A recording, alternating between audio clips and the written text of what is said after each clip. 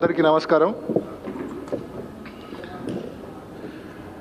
ఆర్థిక స్థితిగతుల మీద, రాష్ట్రానికి సంబంధించిన ఆర్థిక పరిస్థితి మీద కొన్ని మీడియాల్లో వస్తున్న వార్తలు, వాటిలో ఉన్న నిజానిజాల గురించి చెప్పేందుకు ఆర్థిక రంగంలో నిపుణులు, మన special secretary to CM Shri Krishna Duvvuri గారు మన దగ్గర ఉన్నారు. వారు ఆర్థిక పరిస్థితుల గురించి ముందుగా వివరిస్తారు. పూర్తి వివరాలు మీ ముందు ఉంచుతారు. దాని తర్వాత మీకు ఏమైనా సందేహాలు ఉంటే వారిని అడిగి నివృత్తి చేసుకోవచ్చు. అందరికీ నమస్కారం. గత కొన్ని రోజులుగా రాష్ట్ర ఆర్థిక పరిస్థితి మీద, రాష్ట్రం చేసినటువంటి అప్పుల మీద వచ్చినటువంటి వార్తలను అందరం చూస్తున్నాం.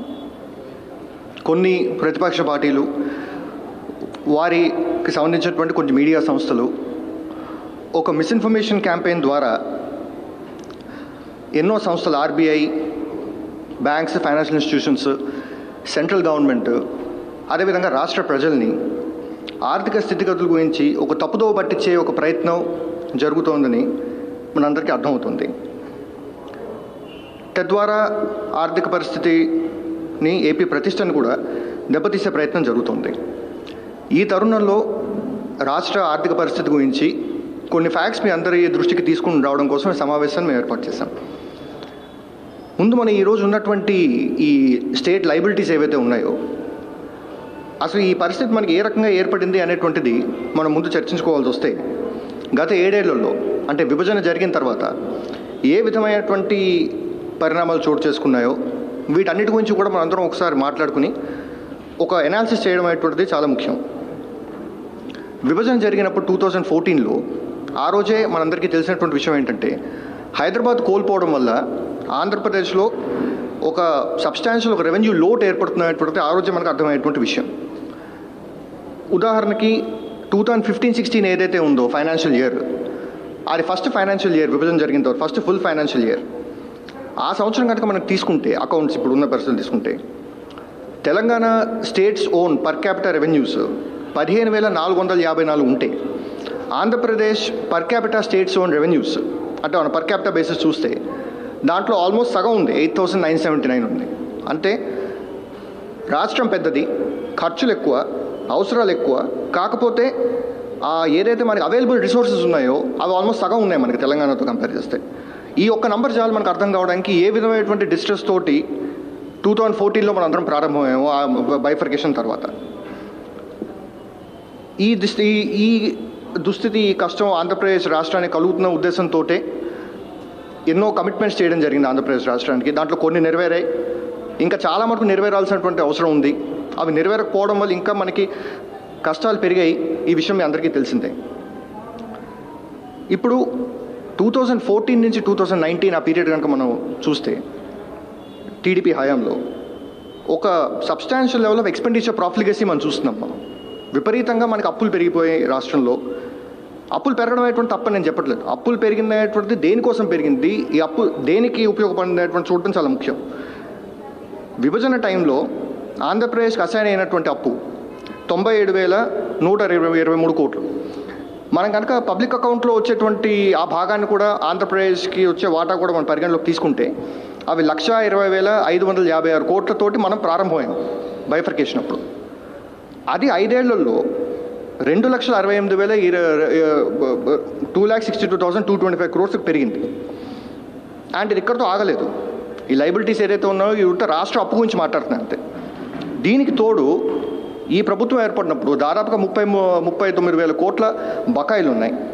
అదేవిధంగా చూస్తే ఈ రాష్ట్రం బైఫర్కేట్ అయినటువంటి టైంలో మన ఆంధ్రప్రదేశ్కి అసైన్ అయినటువంటి ఆఫ్ బడ్జెట్ బారోయింగ్స్ అని ఏదైతే మనం అంటామో, అంటే వివిధ కార్పొరేషన్స్ ఏవైతే స్టేట్ గవర్నమెంట్ గ్యారంటీతో అప్పులు చేస్తాయో అది 14,000 కోట్లు ఉంటే 5 ఏళ్లలో 58,000 కోట్లకు పెరిగింది. అదేవిధంగా ఎన్నో రంగాలు చాలా ఇబ్బందులు పడేటువంటి పరిస్థితి కూడా ఏర్పడింది. ఉదాహరణకు ఒకసారి పవర్ సెక్టర్ గురించి కనుక మనం చూస్తే, పవర్ సెక్టర్లో 2014 31 మార్చి నాడు పవర్ సెక్టర్లో వేరియస్ కార్పొరేషన్స్ ఉన్నాయి. ట్రాన్స్మిషన్ కార్పొరేషన్, జెన్కో, డిస్కామ్స్ ఉన్నాయి, ఏపీ ఈపీడీసీఎల్, ఏపీ ఎస్పీడీసీఎల్, ఇట్లా వేరియస్ కార్పొరేషన్స్ ఉన్నప్పుడు ఆ రోజు వాటన్నిటిలో కలిపినటువంటి లైబిలిటీస్ అంటే అప్పులు అనేటువంటిది 33,587 కోట్లు ఉంటే అది కాస్త 70,000 కోట్లకు పెరిగిపోయింది, డబల్ అయిపోయింది 5 ఏళ్లలో. అదేవిధంగా డిస్కామ్స్కి ఆ రోజు ఉన్నటువంటి బకాయిలు ఏదైతే డ్యూస్ వాళ్ళు కట్టాలో వాళ్ళు పవర్ ప్రొక్యూర్ చేసుకుని, డిస్కామ్ చేసేదేంటి పవర్ని వాళ్ళు ప్రొక్యూర్ చేసుకుని మళ్ళీ సప్లై చేస్తారు వాళ్ళు పబ్లిక్కి. దాంట్లో దాదాపుగా 2,800 కోట్లు ఉండింది అంతే బకాయిలు 31 మార్చ్ 2014 నాడు. ఆ 2,800 కోట్లు కాస్త 21,000 కోట్లకు చేరింది ఈ 5 ఏళ్లలో. ఈరోజు పవర్ సెక్టర్ అనేటువంటిది ఎంత కష్టమైనటువంటి పరిస్థితిలో ఉందంటే 60,000 మిలియన్ యూనిట్స్ పర్ యానం మనం సప్లై చేస్తాం.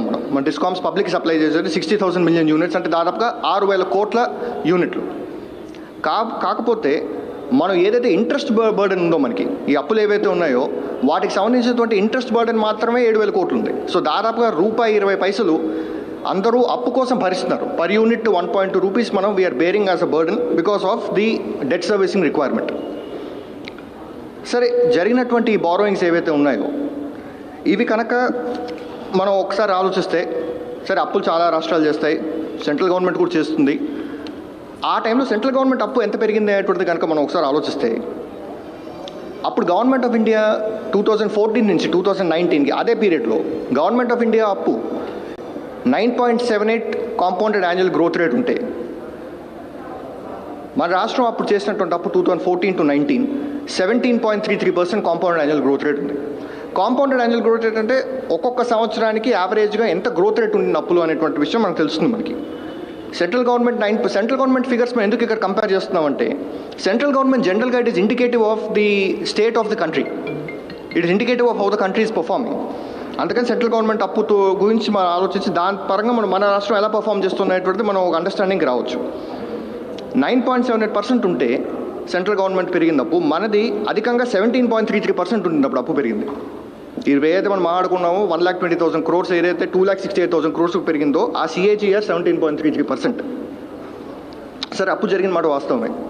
సరే, అప్పు అనేటువంటిది పోనీ ప్రొడక్టివ్గా జరిగిందా అంటే వివిధ రంగాలైనా లాభపడ్డాయి అప్పు జరగడం వల్ల అనేటువంటి చూస్తే అది కాదు పరిస్థితి. ఒక రకంగా నిజంగా అప్పు జరగడం వల్ల ఒక్కొక్క రంగానికి వీళ్ళు నిధులు కేటాయించి గత ప్రభుత్వం అవన్నీ ఖర్చు చేసి రాష్ట్రానికి నిజంగా మంచి జరుగుంటే మేము సంతోషించేవాళ్ళు, ఎందుకంటే ఆ బర్డెన్ మా మీద ఇప్పుడు ఉండేది కాదు.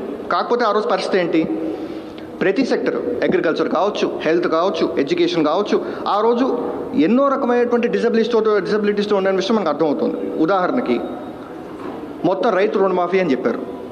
ఆ రోజు దాదాపుగా 85,000 కోట్ల అప్పులు ఉన్నాయి రైతులకి. రుణమాఫీ అనేటువంటి జరిగింది చూస్తే దాదాపుగా 15,000 కోట్లు దాటలేదు. NABARD all India rural finance inclusion survey 2016-17 figures ప్రకారం పరిస్థితి ఏంటంటే యావరేజ్ ఇండెటెడ్నెస్ అంటే అప్పు భారం అనేటువంటిది 77% ఉంటే రాష్ట్రానికి, కంట్రీ లెవెల్లో అయితే 47%. కంట్రీ లెవెల్లో 47% ఉంటే రాష్ట్రంలో అత్యధికంగా 77% ఉంది. ఇది ఒక విషయం. ఎడ్యుకేషన్ సెక్టర్ కనుక మనం మాట్లాడుకుంటే right to free and compulsory education act ఏదైతే వచ్చిందో 2009లో, దాని తర్వాత education is made free for everybody up to 9th class. Central government ఎప్పుడు ఫిగర్స్ రిలీజ్ చేస్తూ ఉంటారు, గ్రాస్ ఎన్రోల్మెంట్ రేట్ అని చెప్పేసి, దట్స్ నోన్ as GER, అంటే ఎంత శాతం పిల్లలు నిజంగా బడికి వెళ్తున్నారు అనేటువంటి విషయం. ఇది ఎప్పుడు కూడా రైట్ ఫ్రీ ఎడ్యుకేషన్ ఇస్తున్నారు కాబట్టి ఎప్పుడు కూడా 100% ఉండాలి. కంట్రీ యావరేజ్ 99 ఉంటే 16-17లో స్టేట్ యావరేజ్ అన్నిటికంటే లోవెస్ట్ ఉంది. All states in the country కంటే లోవెస్ట్ ఉంది. It was 84.48. It was the lowest in the country amongst all the states. So ఒక రకంగా చెప్పాలంటే గవర్నమెంట్ ఎడ్యుకేషన్ ఇన్స్టిట్యూషన్స్ని బలోపేతం చేయకుండా ప్రైవేట్ ఎడ్యుకేషన్ ఇన్స్టిట్యూషన్స్ని ఎంకరేజ్ చేయడం, ఇటువంటి రీజన్స్ వల్ల ఈ రకంగా మనకి గ్రాస్ ఎన్రోల్మెంట్ రేట్ అనేటువంటిది కనపడడం. 84.48 ఉంది మన గ్రాస్ ఎన్రోల్మెంట్ రేట్, కంట్రీ 99 ఉన్నప్పుడు gross enrolment rate of primary. అదేవిధంగా హాస్పిటల్స్ చూస్తే ఒక్క గవర్నమెంట్ హాస్పిటల్ కూడా వచ్చినటువంటి పరిస్థితి లేదు. సెంట్రల్ గవర్నమెంట్ సపోర్ట్ ఉన్నప్పటికీ కూడా ఇప్పుడు ఇంత కష్టకాలంలో కూడా ఒక 3 హాస్పిటల్స్కి సెంట్రల్ గవర్నమెంట్ దగ్గర నుంచి అప్రూవల్ తెచ్చుకుని, అది కాకుండా అదనంగా ఇంకో 13 హాస్పిటల్స్ మనం కన్స్ట్రక్ట్ చేస్తున్నాం. నాడు నేడు ఎడ్యుకేషన్, నాడు నేడు హెల్త్ కింద, నాడు నేడు ఎడ్యుకేషన్ కింద ఉన్న గవర్నమెంట్ స్కూల్స్ అన్నింటినీ రిఫర్బిష్ చేస్తున్నాం. సో ఒకప్పుడు నిజంగా అప్ అనేటువంటిది had it gone to support all the sectors. మాకు ఈ విధమైనటువంటి కష్టం అప్పుడు ఉండేది కాదు. కాకపోతే పరిస్థితి అట్లా లేదు. దీంట్లో ఇంకో విషయం కూడా మనం చూడాలి. ఈరోజు కనుక మనం ఒకసారి ఈనాడు పేపర్ చూస్తే 2021 సంవత్సరానికి గాను రాష్ట్రం అధికంగా 4,872 crores అప్పు చేసినట్టుగా కొత్తగా వెలుగులోకి వచ్చినట్టు, ఇటువంటి ఒక ప్రక్రియ ఇప్పటిదాకా ఎప్పుడూ లేనట్టు, కొత్తగా ఫస్ట్ టైం చేసినట్టు, రాష్ట్రం మీద భారం పెరిగిపోయినట్టు ఒక ఆర్టికల్ ఈనాడులో వచ్చింది. ఈ విషయంలో కూడా మనం కొన్ని విషయాలు మాట్లాడుకోవాలి. ఈ విషయం గురించి చర్చించుకోవాల్సినటువంటి అవసరం ఉంది. Article 293(3) of the constitution of India ప్రకారం ఏ సంవత్సరం అయినా సరే మనం ఎంత బారో చేసుకోవాలనేటువంటి పరిమితి మినిస్ట్రీ ఆఫ్ ఫైనాన్స్ డిక్లేర్ చేస్తుంది. అది వాళ్ళు ఏ రకంగా డిక్లేర్ చేస్తారంటే ఫైనాన్స్ కమిషన్ ఏ రకంగా ఇచ్చే రికమెండేషన్స్ ప్రకారం, ప్లస్ ఆ సంవత్సరం ఎంతైతే అప్పు రాష్ట్రం తీర్చాల్సినటువంటి అవసరం ఉందో ఇవన్నీ పరిగణలోకి తీసుకుని వాళ్ళు ఒక లిమిట్ డిసైడ్ చేస్తారు సెంట్రల్ గవర్నమెంట్ అండర్ ఆర్టికల్ 293(3). ఆ డిసైడ్ అయ్యేటువంటి లిమిట్ కంట టీడీపీ ప్రభుత్వంలో లాస్ట్ 3 ఫైనాన్షియల్ ఇయర్స్ 16-17, 17-18, 18-19లో దాదాపుగా ఒక 16,418 కోట్ల ఎక్సెస్ బారోయింగ్ జరిగింది. దాంట్లో 4,800 కోట్లు 16-17లో, 1,040 కోట్లేమో 2017-18లో, 10,574 కోట్లు 2018-19లో అదనంగా బారోయింగ్ జరిగింది. ఒక రకంగా మొన్న రీసెంట్గా మీ అందరికీ తెలుసు, సెంట్రల్ గవర్నమెంట్ మనకి ఏదైతే లెటర్ ఇచ్చారో ఈ 17,000 కోట్లు తగ్గిస్తామని చెప్పి ఏదైతే లెటర్ ఇచ్చారో అది దాంట్లో ముఖ్య కారణం ఆ టీడీపీ హయాంలో జరిగినటువంటి ఎక్సెస్ బారోయింగ్స్ వల్ల ఇప్పుడు తగ్గిస్తామనేటువంటి ఒక పరిస్థితి వస్తుంది. సో ఇది ఇన్ఫ్యాక్ట్ ఈ రకమైనటువంటి బారోయింగ్స్ అనేటువంటిది మనకి ఎంత ట్రబుల్ క్రియేట్ చేస్తుందంటే, విభజన టైంలో స్టేట్ డెట్ సర్వీసింగ్ అంటే ఏదైతే ఇంట్రెస్ట్ మనం కడతామో 10,000 కోట్ల కన్నా తక్కువ ఉండేది, అప్పుడు 8,000 కోట్లలో ఉండేది. ఈ ప్రభుత్వం వచ్చేప్పటికి ఆ ఇంట్రెస్ట్ బర్డెన్ కాస్త 25,000 crores వెళ్ళింది. ఆ ఇంట్రెస్ట్ బర్డెన్ ఏదైతే మనం ఉందో ఇప్పుడు మనం కరెంట్ పీరియడ్ గురించి మాట్లాడుకుందాం. 2019 నుంచి 2020 మార్చ్ వరకు మనం ఒకసారి చర్చించుకుందాం. ఇది I would say this is a time of unprecedented crisis. అందరికీ తెలుసు కోవిడ్ అనేటువంటిది ఎవరు ఊహించినటువంటి ఒక విపత్తు. In the size of scale covid నాకు తెలిసి ఇంత కెటాస్ట్రఫీ మనం ఎవరు కూడా చూసుంటాం మన లైఫ్ టైంలో. కాకపోతే ఎక్కువగా అందరికీ తెలియని విషయం ఏంటంటే ఈ కోవిడ్ మన దేశంలో వచ్చింది 2021లో. కాకపోతే 2019-20లోనే ఆల్రెడీ ఒక సైక్లికల్ డౌన్ టర్న్ ఉండింది. ఎకానమీలో యూజువల్గా ఏమవుతుందంటే సమ్టైమ్స్ చేసిన up turn, sometimes up swing ఉంటుంది, సమ్టైమ్స్ చేసిన డౌన్ టర్న్ ఉంటుంది, ఎకనామిక్ డౌన్ టర్న్ ఉంటుంది. Is indicative of some level of depression in the country. అది ఏ రకంగా మనకు అర్థమవుతుందంటే కంట్రీ గ్రాస్ ట్యాక్స్ రెవెన్యూస్ వస్తాయి. ట్యాక్స్ రెవెన్యూస్ ఏదైతే కంట్రీ రేస్ చేస్తుందో by and large it will B indicative of the countries performance. 2 దశాబ్దాల్లో అంటే millennium తర్వాత first time -3.38% వచ్చింది gross tax రెవెన్యూస్లో growth. It was minus, it was negative, తగ్గిపోయింది. So 2019-20లోనే already ఒక సైక్లికల్ డౌన్ టర్న్ తోటి మనం అందరం ఇబ్బంది పడుతున్నాం. 2021లో కోవిడ్ వచ్చింది. కోవిడ్ వల్ల ఇంకా ఎన్నో రెట్లు ఇబ్బందులు పెరిగిపోయాయి. కాకపోతే ఒక విషయం మనకు అందరికీ తెలియాల్సింది ఏంటంటే 1920లోనే ఆ ఇబ్బందులు ఉన్నాయి. సో 1920 ఈ ప్రాబ్లము. 2021 అయితే ఇంకా నేను మరీ క్లియర్గా చెప్పడం అవసరం కూడా లేదు. ఎటువంటి ప్రాబ్లమ్స్ మనం అందరం ఎదుర్కొన్నామో, ఎకనామిక్ బాయన్సీ పడిపోయింది, కోవిడ్ వచ్చింది, ఎకనామిక్ బాయన్సీ పడిపోయింది, అగ్రిగేట్ డిమాండ్ పడిపోయింది, లైవ్లీహుడ్స్ పోయాయి, జీవనోపాధి పోయింది, ఎంతోమంది they have even last there lifes. ఈ టైంలో whole governments across the world, states, country and countries across the globe వాళ్ళు ఫేస్ అయ్యేటువంటి ప్రాబ్లం ఏంటంటే రెవెన్యూస్ పడిపోవడం, ఎక్స్పెండిచర్ ఖర్చు పెట్టాల్సినటువంటి రిక్వైర్మెంట్స్ ఏమో విపరీతంగా పెరిగిపోవడం, తద్వారా అప్పు చేయడం అనేటువంటిది it has become imminent, it has become necessary. ఒక స్మాల్ ఎకనామిక్ ప్రిన్సిపల్ ఇప్పుడు at this point I would like to explain. యూజువల్గా మన జీడిపి ఏదైతే స్థూల ఉత్పత్తి అంటామో జీడిపిలో 3 కాంపోనెంట్స్ ఉంటాయి: private final consumption expenditure, government final consumption expenditure and gross fixed capital formation. Private final consumption expenditure అంటే మనందరం చేసేటువంటి ఖర్చు, మనందరికీ వచ్చినటువంటి డబ్బులు, మనకున్న డిస్పోజబుల్ సర్ప్లస్లో మనందరం చేసేటువంటి ఖర్చు ఏదైతే ఉందో అది ప్రైవేట్ కన్జంప్షన్ కిందకు వస్తుంది. గవర్నమెంట్ చేసేటువంటి consumption expenditure second component, plus capital assets ఏవైతే ఫామ్ అవుతాయో అది థర్డ్ కాంపోనెంట్. యూజువల్గా ఇటువంటి విపత్తు వచ్చి ప్రజలకి ఉపాధి కోల్పోయి ప్రజల చేతిలో డబ్బులు లేనటువంటి దయనీయమైనటువంటి పరిస్థితుల్లో అగ్రిగేట్ డిమాండ్ పడిపోవడం వల్ల ఈ ప్రైవేట్ కన్జంప్షన్ ఏదైతే ఉందో అది విపరీతంగా పడిపోతుంది. అటువంటప్పుడు ఎకానమీ ఫుల్గా కొలాప్స్ అవ్వకూడదు అంటే పబ్లిక్ ఎక్స్పెండిచర్ పెంచడం అనేటువంటిది ఇట్ బికమ్స్ ఎక్స్ట్రీమ్లీ ఇంపార్టెంట్. ఇది ఇప్పుడు కాదు, it has been the principle for very long time. So అందుకనే 2019-20లో కూడా మనం చూస్తే గవర్నమెంట్ కన్జంప్షన్ ఎక్స్పెండిచర్ విపరీతంగా పెంచింది. అప్పులు చేయాల్సి వచ్చింది, అప్పులు చేయడం వల్ల వాళ్ళు ఖర్చు పెట్టగలిగారు, ఖర్చు పెట్టడం వల్ల ఎకానమీ నిలబడింది. This is something which for any of us is unavoidable. ఇప్పుడు 2021 కనుక మనం ఒకసారి చూస్తే అప్పులు చేయడం అనేటువంటి విషయం గురించి కనుక మనం ఒకసారి ఆలోచిస్తే ఎలాగైతే మనకి ఎఫ్ఆర్బిఎం చట్టం ఉందో, ఎఫ్ఆర్బిఎం అనేటువంటి it's state act, it's state మనకు అప్లై అయ్యే ఎఫ్ఆర్బిఎం మన own act, it's state act. అలాగే సెంటర్ కూడా దేశం FRBM act, central FRBM act ప్రకారం కూడా పర్మిట్లు వాళ్ళు పెట్టుకున్నారు వాళ్ళు. సో 3% ఆఫ్ ది జీడిపి వాళ్ళు ఎక్సీడ్ అవ్వకూడదు ఏ సంవత్సరంలో. అదేవిధంగా టోటల్ అప్ ఏదైతే ఉందో, టోటల్ అప్ అనేటువంటిది కూడా ఏ సంవత్సరం కూడా 40% ఆఫ్ ది జీడిపి ఎక్సీడ్ అవ్వకూడదు అనేటువంటి వాళ్ళు పెట్టుకున్నటువంటి పర్మిట్లు. చాలా మటుకు సంవత్సరాలు మనం చూస్తే అదేవిధంగా వాళ్ళు 40, 45, 46 అదే రేంజ్లో ఉంటున్నా కూడా 2021లో వచ్చినటువంటి ఈ ఆందోళనకరమైనటువంటి పరిస్థితులలో వాళ్ళు దాదాపుగా 21 లక్షల కోట్లు they had to borrow. 21,59,515 crores the central government had to borrow as per the figures released by Ministry of Finance. ఆ బారోయింగ్స్ ఏదైతే ఉందో జీడిపితో ఒక పర్సంటేజ్ కింద తీసుకుంటే 11.1%. ఏదైతే 3% ఉండాలో ఫిజికల్ డెఫిసిట్, ఆ సంవత్సరం ఇట్ హాస్ ఇంక్రీజ్ టు 11.1%. అదేవిధంగా డెట్ టు జీడిపి ఏదైతే మీకు ఇందాక చెప్పానో 40% దాటకూడదని ఏదైతే ఉందో, ఈ సంవత్సరం చేసినటువంటి అప్పుల వల్ల అది 59.72%కి పెరిగిపోయింది. 59.72. ఇంతకుముందు ఎప్పుడు కూడా ఇంత డెట్ టు జీడిపి అనేటువంటిది లేనటువంటి పరిస్థితి. కాకపోతే మనం ఇప్పుడే మనం చెప్పుకున్నట్టు ఈ విధమైనటువంటి అప్పు చేయడం, ఆ అప్పు చేసి ఆ పబ్లిక్ ఎక్స్పెండిచర్ని పెంచడం వల్లే ఎకానమీ కూడా సేవ్ అయింది, అదేవిధంగా పీపుల్ కూడా సేవ్ అయ్యారు. ఈ విపత్తు నుంచి మనం అందరం బయటపడగలిగాం. సెంట్రల్ గవర్నమెంట్ కూడా ఆత్మనిర్భర్ ప్యాకేజ్ ప్రకటించారు లాస్ట్ ఇయర్ 20 లక్షల కోట్లతో. అదేవిధంగా గరీబ్ కళ్యాణ్ యోజన కింద ఎంతోమందికి ట్వైస్ వాళ్ళు ఇచ్చారు, రైస్ 2 గ్రామ్ దాలు ట్వైస్ ఇచ్చారు, 2 సార్లు ఇచ్చారు వాళ్ళు.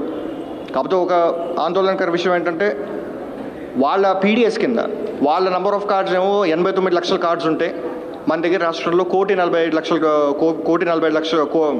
లక్షల కార్డులు ఉన్నాయి. కాబట్టి అదనంగా మనం 50 లక్షల కార్డులకి మన రాష్ట్రం భరించి ఇవ్వాల్సినటువంటి పరిస్థితి వచ్చింది. ఇప్పుడు స్టేట్ గవర్నమెంట్ గురించి కనుక మనం మాట్లాడుకుంటే, స్టేట్ గవర్నమెంట్ పరిస్థితి గురించి మాట్లాడుకుంటే 1920లో ఏదైతే సైక్లికల్ డౌన్ టర్న్ ఉండడం వల్ల మన ఇబ్బందులు పడాల్సినటువంటి పరిస్థితి వచ్చింది. నేను మీ దృష్టికి తెచ్చాను ఇప్పుడే. 1920లో స్టేట్ గవర్నమెంట్కి 34,833 కోట్లు వస్తున్నాయనేటువంటి మన ఎక్స్పెక్టేషన్. బడ్జెట్లో వాళ్ళు రిలీజ్ చేసిన నెంబర్ ప్రకారం వర్టికల్ డెవల్యూషన్ ఏదైతే మనకు వచ్చే అమౌంట్ ఉందో 4.305% of the state shares, total state share ఏదైతే ఉందో దాంట్లో 4.305% మనకు వస్తుంది. కాబట్టి మన ఎక్స్పెక్టేషన్ ఆ రోజు 34,833 crores అంటే మన చేతికి వచ్చింది కేవలం 28,242 crores. అంటే దాదాపుగా ఒక 6,000 కోట్లు అక్కడ మన తగ్గిపోయింది మనకి. ఇంకా 2021 ఈ కోవిడ్ సంవత్సరం గురించి కనుక మనం మాట్లాడుకుంటే దాదాపుగా 7,780 కోట్లు మన state share and central taxes పరంగా మనకు తగ్గిపోయాయి. అదేవిధంగా ఇంకొక 7,000 కోట్లు states own revenues, state economy దెబ్బతినడం వల్ల, కోవిడ్ వల్ల మనం ఇంపోజ్ చేయాల్సినటువంటి లాక్డౌన్ వల్ల స్టేట్ ఎకానమీ కూడా దెబ్బతిని దానివల్ల ఇంకో 7,000 కోట్లు నష్టపోయాం. అది కాకుండా ఎక్స్క్లూజివ్గా కోవిడ్ కోసం పర్టికులర్గా ఇందాక చెప్పుకున్నట్టుగా మన సివిల్ సప్లైస్ కోసం కావచ్చు, వేరే కారణాల వల్ల కావచ్చు, ఇంకా 8,000 కోట్లు ఎక్కువ కోవిడ్ వల్లే ఖర్చు పెట్టాల్సి వచ్చింది. సో దాదాపుగా 25,000 కోట్లు రాష్ట్రం గత సంవత్సరం నష్టపోయింది. ఇదే విధంగా మనం టోటల్ ఎకనామిక్ లాస్ కంటే లెక్కేసుకుంటే అది ఇంకా ఎన్నో థౌజండ్స్ ఆఫ్ క్రోర్స్లో ఇట్ విల్ గో. యూజువల్గా ఇటువంటి పరిస్థితులు ఏర్పడినప్పుడు the only way to support any state or any steps which are to be taken by any government ఏంటంటే the only path is DBT, direct benefit transfer is the only path through which will be able to support people. ఇది ఎంతోమంది Nobel laureates వాళ్ళందరూ కూడా propose చేసినటువంటి theory ఇది. అంటే అర్హులు అవన్నీ కూడా ఇన్ఫ్యాక్ట్ ఒక నోబెల్ లారెట్ ఏం చెప్పారంటే అర్హత చూడకుండా కూడా జనాల చేతి డైరెక్ట్గా డబ్బులు ఇవ్వడం అనేటువంటిది is the only way in which economy will improve అనేటువంటిది కూడా చెప్పారు అభిజిత్ బెనర్జీ గారు. సో ప్రెసెంట్ గవర్నమెంట్ని చెప్పదలుచుకుని ఏంటంటే ఇన్ని కష్టాలు వచ్చాయి, రాష్ట్రం విడిపోయింది, ఫిజికల్ డిసెబిలిటీ వచ్చింది, 14-19లో విపరీతంగా అప్పులు పెరిగిపోయాయి, ఆ అప్పు సర్వీస్ చేయాల్సినటువంటి బాధ్యత కూడా ఈ ప్రభుత్వం మీద ఉంది. అదేవిధంగా ఏ రకమైన సెక్టోరల్ ఇంప్రూవ్మెంట్స్ జరగలేదు. సో అన్ని సెక్టోరల్ ఇంప్రూవ్మెంట్స్ కోసం ఇప్పుడు ఈ ప్రభుత్వం చేయాల్సినటువంటి పరిస్థితి. అదేవిధంగా 2019-20లో ఏమో ఒక డిప్రెషన్, ఆల్మోస్ట్ ఒక డిప్రెషన్ లాంటి ఒక పరిస్థితి రావడం, 2021లో కోవిడ్, ఇప్పుడు మళ్ళీ ఇంకొక more devastating second wave and also likely third wave. So ఈ పరిస్థితులలో కూడా ఎక్కడా కూడా ఈ రాష్ట్రం కమిట్మెంట్స్ అనేటువంటిది it has not gone back. వాళ్ళు ఏవైతే కమిట్మెంట్స్ చేశారో ఆ కమిట్మెంట్స్ నెరవేర్చుకున్నారు తప్ప ఎక్కడా కూడా they have not gone back. ఈరోజు గర్వంగా ఒక విషయం మనం ఈ ప్రభుత్వం చెప్పుకోగలిగింది ఏంటంటే ప్రతి రూపాయి ఎవరి అకౌంట్కి వెళ్ళిందో వాళ్ళ ఆధార్ నెంబర్తో సహా మనం చెప్పగలుగుతాం దీంట్లో. బికాస్ మనం చేసిందంతా ఇట్స్ త్రూ డీబీటీ. ఎసెన్షియల్గా we have placed money in the hands of the people directly. ఎక్కడ కూడా దీంట్లో కాంప్రమైజ్ అవ్వలేదు. అండ్ ఈ ప్రోగ్రామ్సే కాదు, ఏదైతే ప్రభుత్వం మళ్ళీ ఇంతకుముందు చెప్పినట్టుగా నాడు నేడు హెల్త్ కావచ్చు, నాడు నేడు ఎడ్యుకేషన్ కావచ్చు, వేరే ఏ ప్రోగ్రామ్స్ కూడా ఈ ఫిజికల్ స్పేస్ తగ్గిపోవడం వల్ల ఆ ప్రోగ్రామ్స్ కూడా దెబ్బతినకుండా, వాటికి కూడా ఎన్ని కష్టాలు ఎదుర్కొన్నా, ఎన్ని ఓవర్వెల్మింగ్ ఆర్డ్స్ ఉన్నా కూడా రాష్ట్ర ప్రభుత్వం చేస్తూ వచ్చింది. దానివల్ల అప్పులు పెరిగాయి. అప్పులు పెరగలేదనేటువంటిది నేను చెప్పేటువంటి పరిస్థితి లేదు. అప్పులు పెరిగాయి. ఇది ఎవరో చేసినటువంటి డిస్కవరీ కాదు, ఇవన్నీ మన ప్రభుత్వం రిలీజ్ చేసేటువంటి ఫిగర్స్ బట్టే వచ్చేటువంటి విషయం. కాకపోతే దీంట్లో ఒక విషయం మనం గుర్తుంచుకోవాలి. ఇందాక నేను చెప్పాను, సెంట్రల్ గవర్నమెంట్ ఏ లెవెల్లో అప్పులు చేయాల్సి వచ్చింది, వాళ్ళు అప్పులు చేయడం అనేటువంటిది ఎంత ప్రాధాన్యత సంతరించుకున్నా కూడా మన అందరికీ తెలుసు. అప్పులు ఆ రకంగా సెంట్రల్ గవర్నమెంట్ చేసి సపోర్ట్ చేస్తారు కాబట్టి మన విపత్తు నుంచి కూడా కంట్రీ బయటపడగలిగింది. మన రాష్ట్రం కూడా అదేవిధంగా వివిధ రాష్ట్రాలతో పాటు వివిధ దేశాలతో పాటు అప్పు చేయాల్సినటువంటి పరిస్థితి. కాకపోతే ఒక పాయింట్ మనం గుర్తుంచుకో, కంపారిటివ్. ఎలాగైతే నేను ఫస్ట్లో చెప్పాను, కంట్రీ అప్పు ఎలా ఉంది, స్టేట్ అప్పు ఎలా గ్రో అయినటువంటి మాత్రం మనం ఆలోచించాల్సినటువంటి పరిస్థితి ఉంది.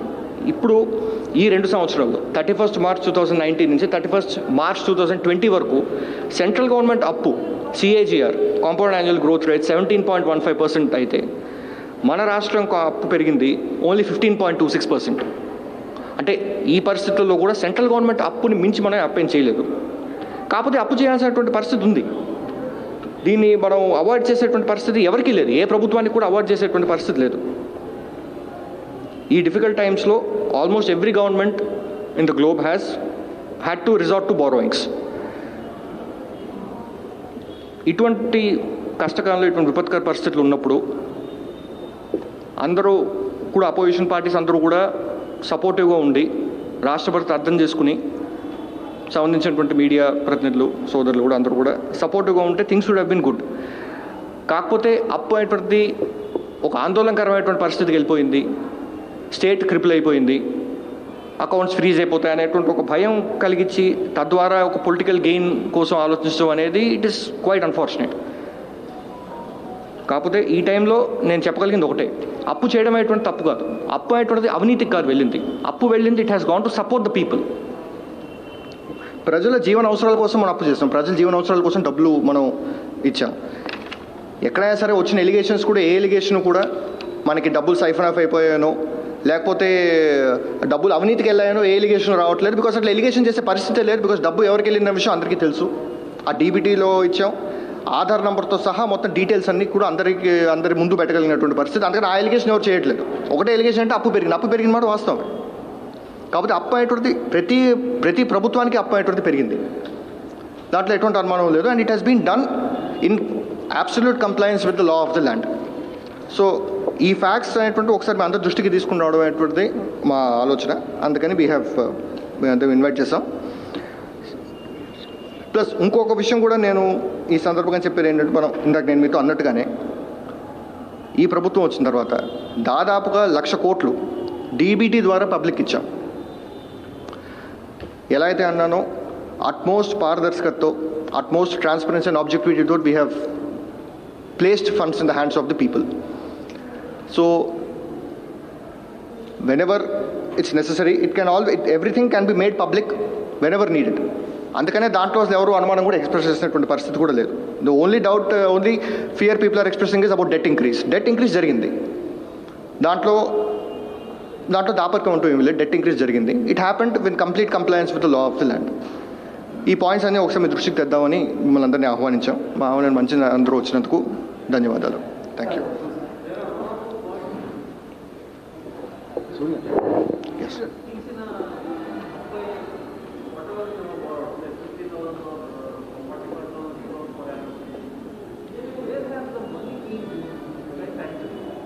It has gone essentially. Sorry?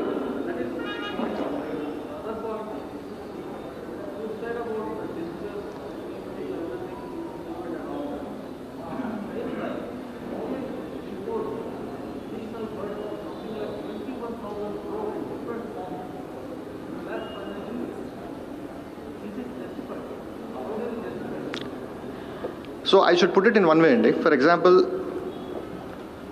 during times like this, when it is necessary for us to enhance public spending, government takes a conscious call on issues like what are the sectors where they can still endure by parting with these higher sums, and what are the sectors that are of utmost need.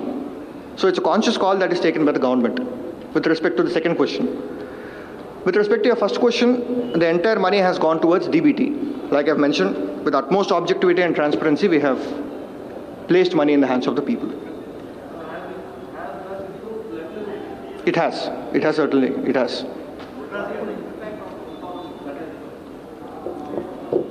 In the sense? That is the theory that is propagated by all the renowned economists of the world, I think. We have come out of an almost impossible scenario. This is something which, like I said, the magnitude of the borrowing of somebody is to the tune of almost 21 lakh crores. It is needed. It's a need of the hour. What has 21 lakh crores? Where has it improved? It will take a while. First of all, we have survived this to begin with. This catastrophe. So I would say this is the help that it has done. The borrowing has done. Chepan sir.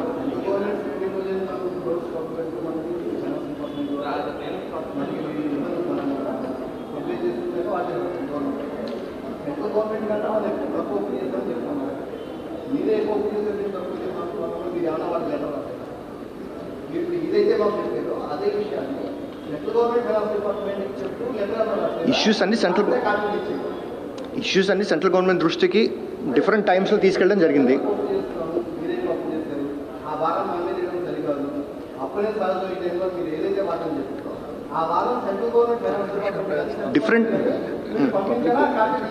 Different టైమ్స్లో వాళ్ళ దృష్టికి తీసుకెళ్ళడం జరిగిందండి. Different టైమ్స్లో దేవర్ discussions, points అన్ని కూడా వాళ్ళ దృష్టికి తీసుకెళ్ళాం, వాళ్ళకి చెప్పాం.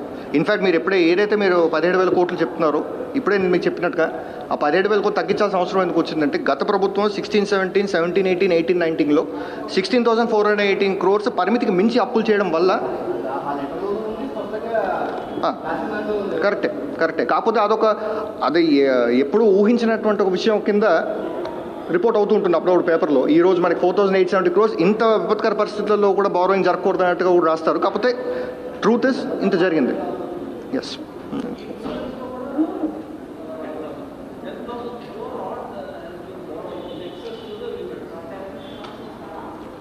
In excess to the limits borrow అవ్వవు అంటే ఎస్డిఎల్ అనేటువంటిది ఏదైతే ఉందో, మీకు ఎస్డిఎల్ అనేటువంటిది మీకు నేత చెప్పానో, state borrowing can happen through RBI. Whenever it happens through RBI, it has to be within the limit. That is the concern. It hasn't crossed the limit. It is within the limit.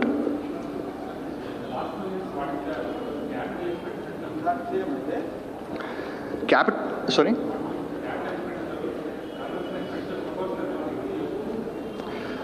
Because of the reason, because of last 2 years, like I mentioned, మనకి ఎప్పుడైతే మనకి ఈ private consumption పడిపోతుందో, government consumption has to be stepped up to ensure that the economy doesn't take a huge hit. కాబట్టి ఏంటంటే the emphasis was essentially on first sustaining the economy and on projects like Nadu Nedu health, Nadu Nedu education and various other projects where there is a significant capital expenditure required. So I think that was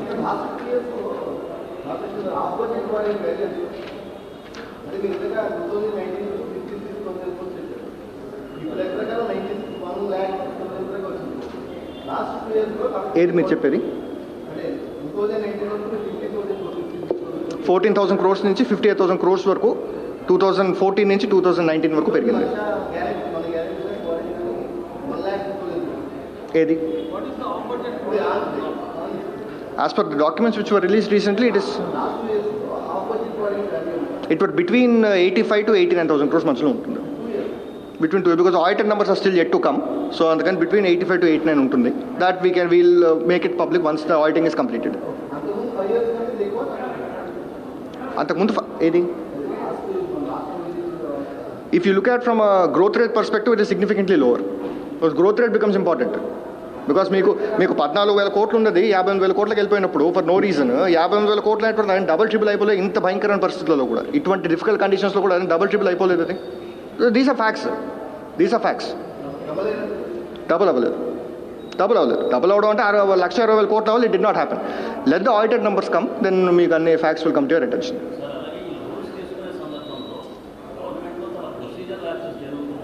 లేదు, అదే in fact అందుకనే ఇది మనం పిలవడం జరిగింది.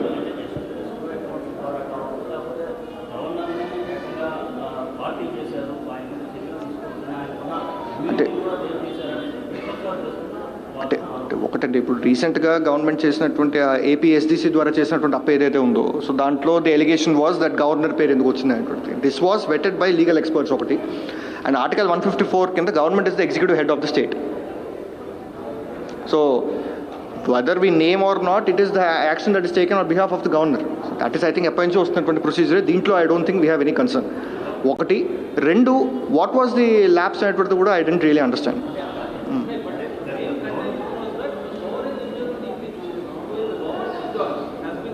No, it's not correct. Governor, executive action is taken by whom under Article 154 kinda? How one it I'm trying to understand. How?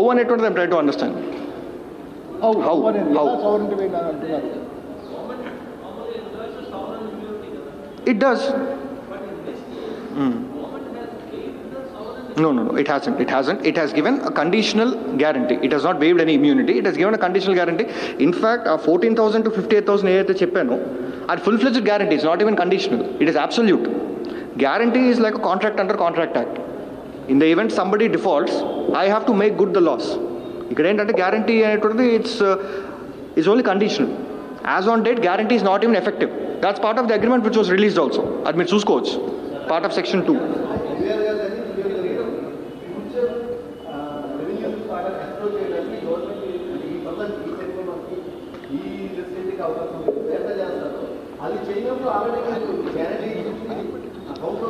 దీంట్లో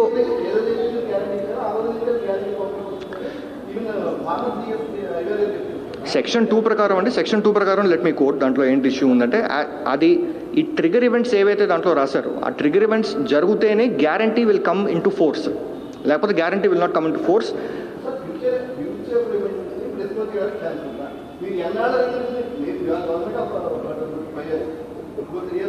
Correct. One thing which we have to bear in mind ఏంటంటే sir, once you give a guarantee and you make a borrowing, 14 నుంచి 58 పెరిగిందంటే, though you have not said this is the escrowed revenue అని మీరు అనకపోయినా, you have escrowed future revenues because ఆ ఎక్కడి తీరుస్తున్నారు మీరు 58, all your future revenues నుంచి కదా తీర్చేది.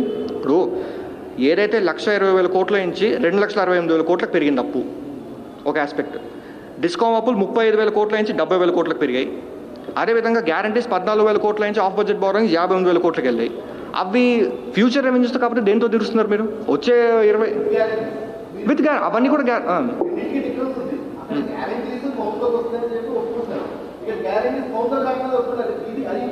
ఇక్కడ guarantee కౌంట్లో as per both our future revenues and as per guarantee కౌంట్లోకి రావడం is even more dangerous guys. Guarantee కౌంట్లో వచ్చినా రాకపోయినా at the end of the day it's for the future revenues of the state which will discharge the debt. Guarantee ఈరోజు వచ్చినా రాకపోయినా ఈ అప్పు ఏ రకంగా తీరుతుందంటే ఇట్ విల్ బి తీరుతుంది బికాస్ ఆఫ్ ఫ్యూచర్ రెవెన్యూస్తో తీరుతుంది.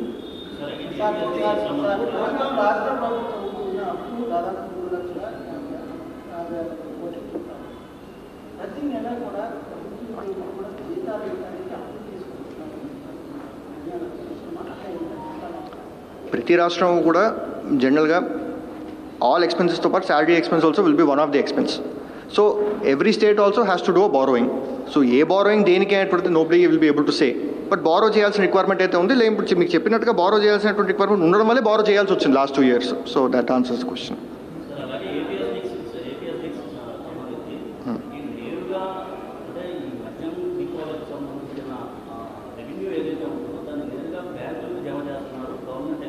లేదండి, అది తప్పండి. మొన్న మీరు బడ్జెట్ డాక్యుమెంట్స్ కనుక మీరు ఒకసారి చూస్తే బడ్జెట్ డాక్యుమెంట్స్లో క్లియర్గా అది రిసీట్ కింద ఉంది, అదేవిధంగా ఎక్స్పెండిచర్ కింద ఉంది. మీకు జస్ట్ ఉదాహరణ ఇంకో విషయం చెప్తాను నేను. ఇప్పుడు ఫర్ ఎగ్జాంపుల్ ఎన్హెచ్ఐ తీసుకోండి మీరు. ఎన్హెచ్ఐకి వచ్చేటువంటి టోల్ రెవెన్యూస్ అన్నీ కూడా they form part of the central government revenues. Non tax రెవెన్యూస్లో కనబడతాయి టోల్ రెవెన్యూస్, ఎన్హెచ్ఐకి రావు టోల్ రెవెన్యూస్. తర్వాత బడ్జెటరీ ప్రాసెస్ ద్వారా వస్తాయి, అంతే తప్ప డైరెక్ట్గా ఇట్ డజంట్ కమ్. సో అది I don't think that's not correct. SDC ద్వారా లోన్ తీసుకుంటున్నారు, మద్యాన్ని తాకట్టు పెట్టున్నారు, కానీ మీరు మద్య నియంత్రణ చేస్తున్నామని చెప్తూ 15 ఏళ్ల పాటు మద్యం మీద మీరు ఏ విధంగా డబ్బులు కడతామని చెప్తున్నారనేది ప్రధానంగా వాళ్ళు అడుగుతున్నారు. అటువంటి ఒక పరిస్థితిలో ప్రొటెక్షన్ ఇవ్వడం కోసమే ఆ సినారియోలో గ్యారంటీ ఇచ్చేటువంటి ఒక ఆస్కారం కూడా క్రియేట్ చేస్తాం. అప్పుడు మీరు అన్నట్టు నార్మల్ ఆఫ్ బడ్జెట్ బారోయింగ్ అయ్యే పరిస్థితి రావచ్చు. అదే దాట్స్ ఫ్యూచరిస్టిక్ థింగ్ లేండి. ఈ రోజు we won't be able to state that.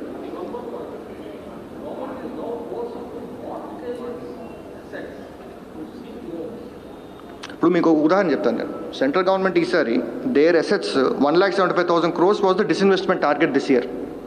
Disinvestment అంటే it's nothing but selling asset which belongs to you. Telangana government ఈసారి they have shown in their budget 15,000 crores as the proceeds from sale of land. 15,000 crores. And they have actually sold around 3,000 crores. It's a sale of land. Ikkada it's only mortgaging. You are not selling. Ownership gives you a right to mortgage. Telangana has actually sold. Central government disinvestment target is 1,75,000 crores. So right to mortgage comes with ownership. And inta munduku jarigindi. It has happened even before. So I mean, if one has to believe that is disinvestment గురించి నేను అందుకే చెప్పాను మీకు, అందుకే మీ దృష్టి తెచ్చాను disinvestment గురించి. So that is something which sale of asset అనేటువంటి something which is not new to anybody. And here is not even sale. We're not parting with it. We're only creating mortgage over it.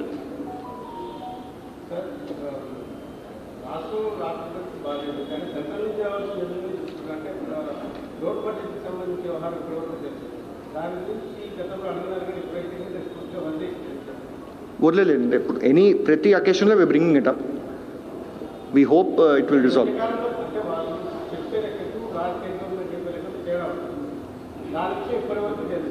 ఏదంటారు మీరు? 14-15 అంటారా?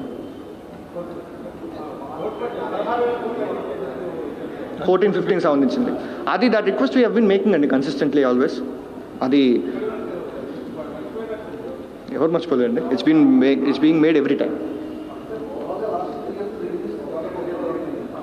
ఏదండి in fact మీరు చూస్తే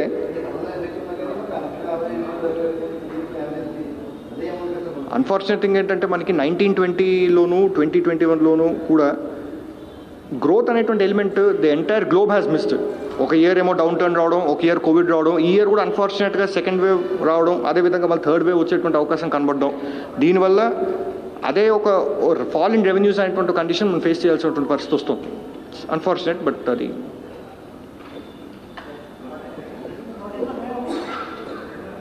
yes sir. What we suggested right now, first of all, the immediate requirement would be to save the people, to save livelihoods, to support people in whatever way we can. So దానికి everybody's support would be required. ఇప్పుడైతే రాష్ట్రంలో అప్పు ఇట్లా ఉందని ఒక campaign ఇట్లా జరుగుతుంది, misinformation campaign, that ఇది ఒక అన్సస్టైనబుల్ లెవెల్స్కి వెళ్ళిపోతుంది, పరిమితిని మించి వెళ్తుంది. పరిమితిని మించి వెళ్ళట్లేదు, అన్సస్టైనబుల్ లెవెల్కి వెళ్ళలేదు. అందరూ చేయాల్సినటువంటి పరిస్థితి నెలకొంది. అప్పులు చేయాల్సినటువంటి పరిస్థితిలోకి all the countries are there. In fact కొంతమంది countries there even resorting to quantitative easing. Quantitative easing అంటే సెంట్రల్ బ్యాంక్ ఏదైతే ఆ దేశంలో ఉంటుందో వాళ్ళు డైరెక్ట్గా అప్పిస్తే ఆ గవర్నమెంట్కి, దాన్ని క్వాంటిటేటివ్ ఈజింగ్ అంటారు. అది మన ఎఫ్ఆర్బిఎం కింద it is not permitted quantitative easing. So అటువంటి పరిస్థితుల్లో కూడా చాలా ప్రభుత్వాలు చేయాల్సినటువంటి పరిస్థితి వస్తుంది. Many countries are having to do that. మనకి కూడా అప్పు చేయాల్సినటువంటి పరిస్థితి వస్తుంది. We are having to borrow, but it's within all permissible limits, and we are using it in the most productive way that one can use, any government can use. Most productive way lo we are using every rupee.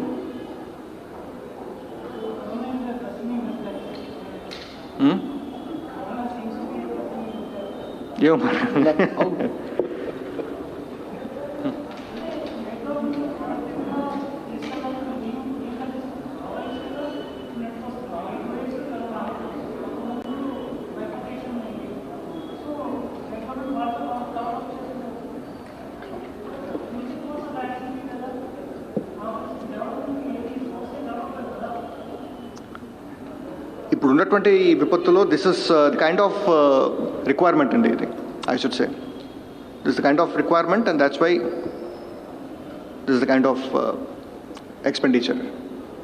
Thank you so much. Thank you everyone.